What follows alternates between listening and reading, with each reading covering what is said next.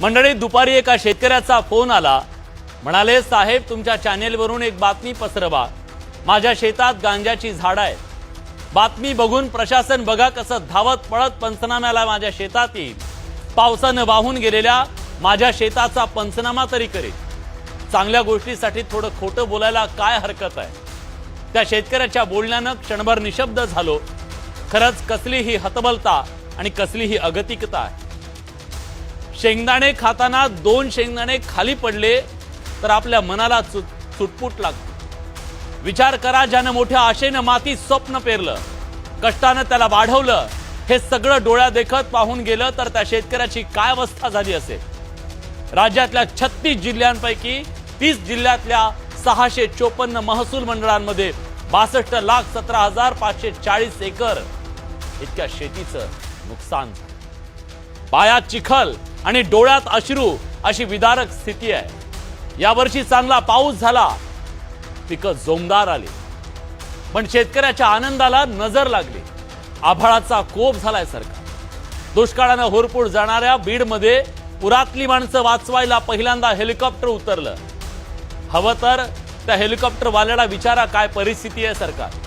आभाळाचा कोप झाला, नजर लागली, हे दुःख नाहीये शेतकऱ्याचं. एवढा विध्वंस होऊन सुद्धा कुणाची नजर जात नाहीये, याचं दुःख जास्त आहे सरकार. रानातून नदी वाहावी तसं पाणी वाहत आहे. वाहणाऱ्या पाण्यातून फक्त पीक वाहून गेले नाहीये.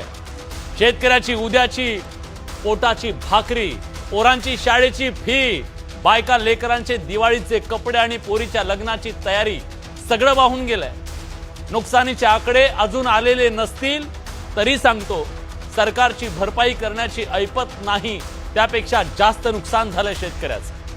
कोरड्या दुष्काळातून सुटलो म्हणून निश्वास टाकणाऱ्या शेतकऱ्यांना ओल्या दुष्काळानं गाठलंय सरकार.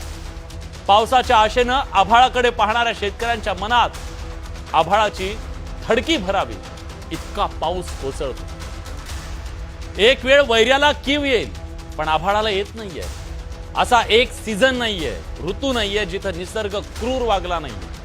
शेतकरी आफ्रिकेतल्या त्या गुलामासारखे काम करून सुद्धा वारंवार निसर्गाच्या चाबकाचे फटके खातोय.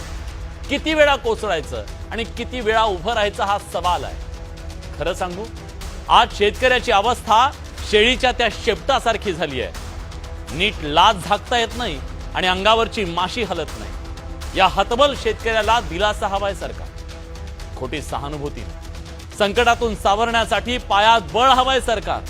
नाही दिलं तर सातबाराला चिकटलेले सावकार या महाराष्ट्रातल्या कित्येक शेतकऱ्यांचे बळी घेतील सरकार. बघूया